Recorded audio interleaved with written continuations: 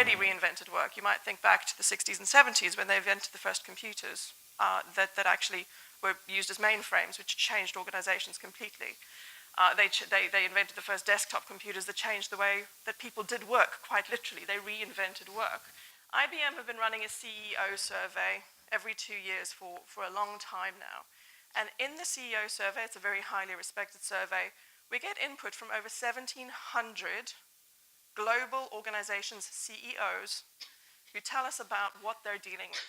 The highest source, according to CEOs, of sustained economic value for their organizations was going to be people. Which means that for all the time that HR has been trying to get a seat at the top table and be seen as a business partner, we've arrived.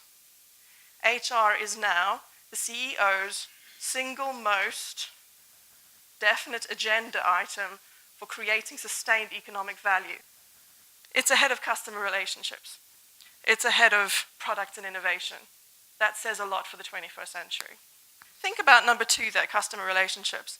How much effort and time and data is put in to retail or any organization better understanding their customers, how they'll behave, and what outcomes we can get from that from a value point of view. It's tricky working with multiple generations across an organization. How do you do something that's fit for all? Because that when organizations start using social platforms for business purposes, productivity is significantly increased. And actually, this is from a McKinsey report, the 12%.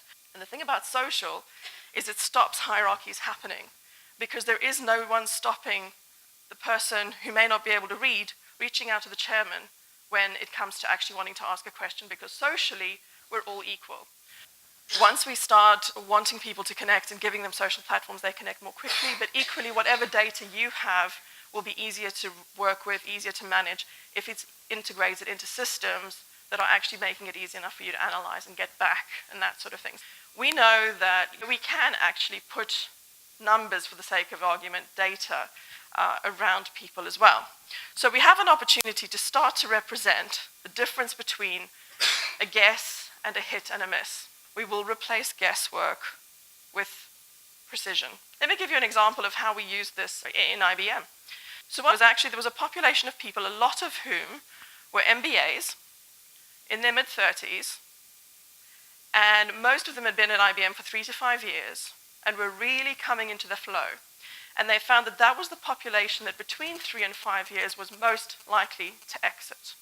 So what IBM did was they started looking at analytically, what have we done in the last 3 to 5 years that made these people more likely to go and more likely to leave? And what they found was that they were most likely to keep those people in the business, not by paying them more.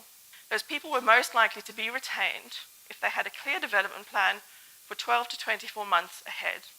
They needed to know what their future looked like, and that's what they valued the most. And these are the kind of gains that you get when you've got enough data that you can use and scrutinize in order to make a difference, which is why 63% of the organizations using data in this way have said they can see a material competitive advantage doing so.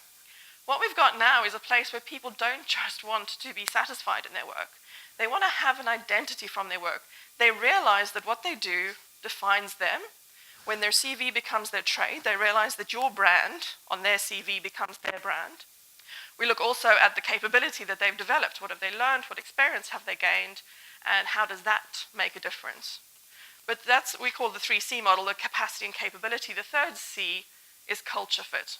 This is a significant piece. We've got organizations like IKEA, where we do the same quality culture-based survey for them before people get hired. The Smarter Workforce concept basically has 5 pillars. The idea is that throughout the life cycle of work, you would be using the same things, which is the instrumentation, the integration into your business objectives, and the intelligence, so doing things with insight. And this starts with how you attract people, as I've mentioned, because it matters with culture, it matters with retention later, through your sourcing strategy, through your onboarding strategy, and so on. What we're looking for is post-acquisition with all that insight, to what extent you're leading and engaging people, the extent to which you're optimizing your talent. It's a lot about the right people in the right place at the right time, which sometimes mean they need to be trained in advance, sometimes means you need to trust them to be effective. There's a lot that goes into optimization, so when you talk about that, do bring to life what it means to you. Recognition and rewards, as we've said with IBM for their MBAs, it made a material difference to understand that as a science, not just as guesswork. So that's an important piece. And then analytics, finally, which is how you use the data you have. So on any of those 5 parts of that journey, you might be at a beginner's level on 1 or 3 of those things, or a more mature level, or you might be aspiring to the smarter workforce. And the ultimate smarter workforce would be that you're at a mature state on all 5 of those areas, on all 3 dimensions.